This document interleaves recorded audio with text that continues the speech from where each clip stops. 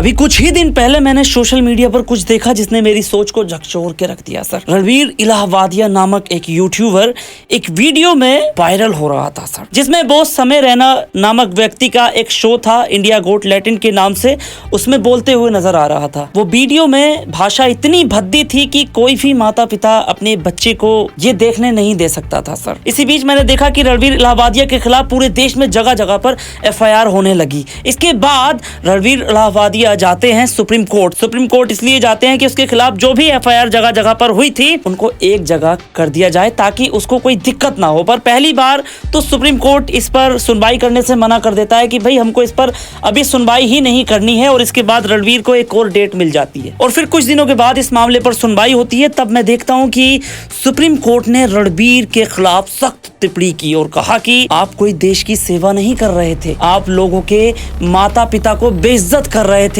और supreme court ने कहा कि ये सब आपके गंदे दिमाग की उपज है। हालांकि रणवीर की गिरफ्तारी पर तो सुप्रीम कोर्ट ने रोक लगा दी, पर कोर्ट ने और दूसरे मामलों में रणवीर इलाहाबादिया को राहत देने से इनकार कर दिया। मतलब जब रणवीर के वकील ने कहा कि साहब हमारे खिलाफ जगह जगह पर FIR दर्ज हो चुकी हैं, इन सबको एक जगह लाकर रखवा दीजिए ताकि हमको परेशानी ना हो, तब सुप्रीम कोर्ट ने कहा कि खामोश रहो। और तो और सुप्रीम कोर्ट ने उनसे कहा कि इस व्यक्ति का पासपोर्ट यहीं पर आप लोग जमा करो, और जब तक हमारा अगला आदेश ना आ जाए तब तक ये व्यक्ति अपनी वीडियो भी अपलोड नहीं कर सकता। ये सब देख के मुझे बड़ा अच्छा लगा कि यार हमारे देश में कानूनी व्यवस्था कितनी अच्छे ढंग से काम कर रही है। लेकिन मेरी ये खुशी ज्यादा देर तक टिक नहीं पाई। जानते हैं क्यों? क्योंकि इसी बीच मैंने एक और खबर पढ़ी थी कि भारत में नफरती भाषणों में 74% की वृद्धि हुई है।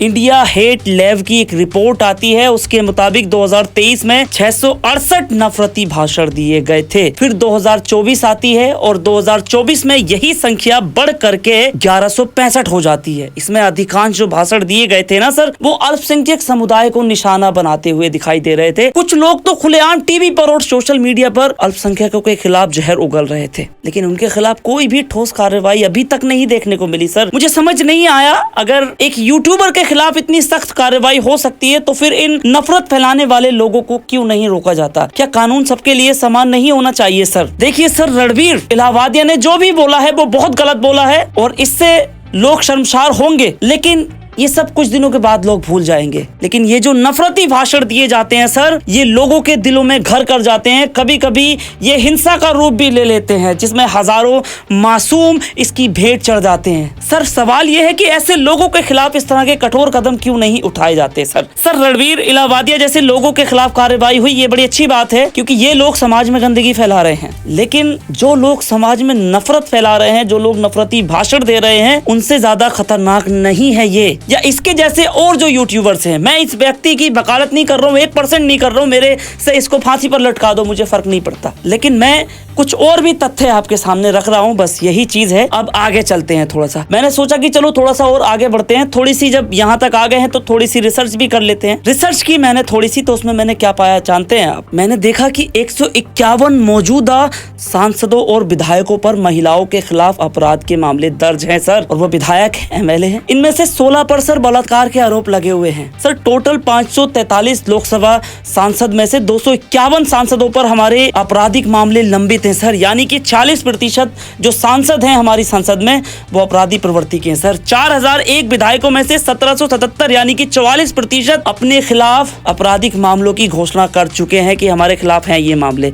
इनमें से 1136 विधायकों पर सर हत्या के मामले हैं, और हत्या के प्रयास के मामले हैं, अपहरण के हैं, महिलाओं के खिलाफ अपराध जैसे गंभीर मामले दर्ज हैं इन लोगों के खिलाफ। सर काश सुप्रीम कोर्ट और सरकारें ऐसे लोगों के खिलाफ भी ऐसे ही एक्शन ले जैसे कि उन्होंने रणवीर इलाहाबादिया के खिलाफ एक्शन लिया है। सर एक बात समझ लीजिएगा, रणवीर इलाहाबादिया तो सिर्फ और सिर्फ एक मछली है, लेकिन हमारा देश नफरत फैलाने वाले मगरमच्छों से भरा पड़ा है सर। असली सफाई तब ही होगी जब उन लोगों के खिलाफ भी कार्रवाई होगी जो लोग सोशल मीडिया पर समाज को बांटने की बात कर रहे हैं। सर रणवीर इलाहाबादिया से ज्यादा खतरनाक लोग तो वो हैं जो समाज को बांटने की बात कर रहे हैं, सांप्रदायिकता के नाम पर जहर उगल रहे हैं सोशल मीडिया पर, हर जगह पर।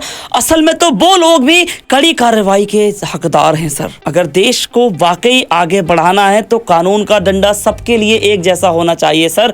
हमें सिर्फ छोटे अपराधियों को नहीं बल्कि बड़े बड़े मगरमच्छों को भी पकड़ना होगा और उनके खिलाफ भी ऐसे ही कार्रवाई करनी होगी जैसे कि आपने इस रणवीर इलाहाबादिया के खिलाफ कार्रवाई की है। और ये सिर्फ एक रणवीर इलाहाबादिया है सर, ऐसे लाखों रणवीर इलाहाबादिया बढ़े पड़े हैं, लेकिन उनसे ज्यादा खतरा हमें इन नफरती लोगों से है जो कि सोशल मीडिया पर बैठ करके नफरत फैला रहे हैं और झूठे झूठे अफवाहें फैला देते हैं सर। इनसे हमें सबसे ज्यादा खतरा है। जिस दिन हमने इनके खिलाफ कोई कानून बना दिया, हमारी सरकार ने या सुप्रीम कोर्ट ने इनके खिलाफ कोई फैसला सुना दिया और इन लोगों के लगाम लगा दी सर, तो मैं वादा करता हूं कि हमारा देश एक ऐसा देश बनेगा कि लोग मिसाल देंगे। आज भी हमारे देश की लोग मिसाल देते हैं, जहां पर सभी लोग इज्जत से रहते हैं और अच्छे से रहते हैं। वो तो अभी पिछले कुछ वर्षों में अंग्रेजों की नालायक औलादों ने भारत में नफरत का माहौल पैदा करने की कोशिश शुरू कर दी, वरना भारत हमेशा से एक बेहतर देश था, है और रहेगा। वेल दोस्तों, लास्ट में इस वीडियो को ज्यादा से ज्यादा शेयर करना ताकि लोगों तक ये बात पहुंच सके और चैनल को सब्सक्राइब जरूर करना। मिलते हैं अगली वीडियो में, तब तक के लिए जय हिंद।